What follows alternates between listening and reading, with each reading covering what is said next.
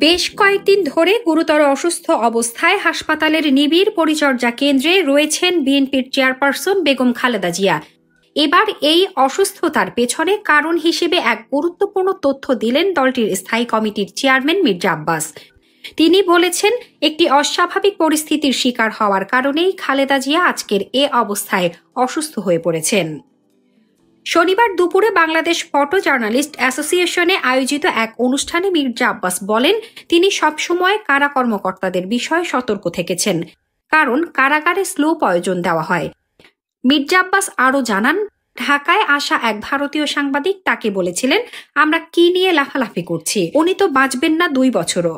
আব্বাস জানতে চাইলে ওই সাংবাদিক বলেন, সবকিছুই ডিজাইন করে রাখা হয়েছে এমনভাবে যে তিনি ধীরে ধীরে মৃত্যুবরণ করবেন, কিন্তু আল্লাহর রহমতে এখনও বেঁচে আছেন। তিনি খালেদা জিয়ার সুস্থতার জন্য আল্লাহর কাছে দোয়া করার আহ্বান জানান। মির্জা আব্বাস আরও বলেন, শুক্রবার রাত 1টার দিকে তিনি খালেদা জিয়াকে দেখতে যান এবং প্রায় 1 ঘন্টা সেখানে ছিলেন। আজকের সর্বশেষ খবরে তিনি আগের চেয়ে ভালো আছেন বলে জানান। এ সময় তিনি খালেদা জিয়ার সুস্থতা কামনা করেন। বিএনপির এই নেতা বলেন, যারা দেশের বাইরে থেকে চক্রান্ত করছে তারাই বহু বছর দেশ দখলে রেখেছিল এবং দেশকে শেষ করে দিয়েছে। এখন বিদেশে বসে তারা বলছে আওয়ামী লীগকে বাদ দিয়ে নির্বাচন হবে না। তিনি প্রশ্ন তোলেন, তারা কি বিএনপিকে বাদ দিয়ে নির্বাচন করেননি?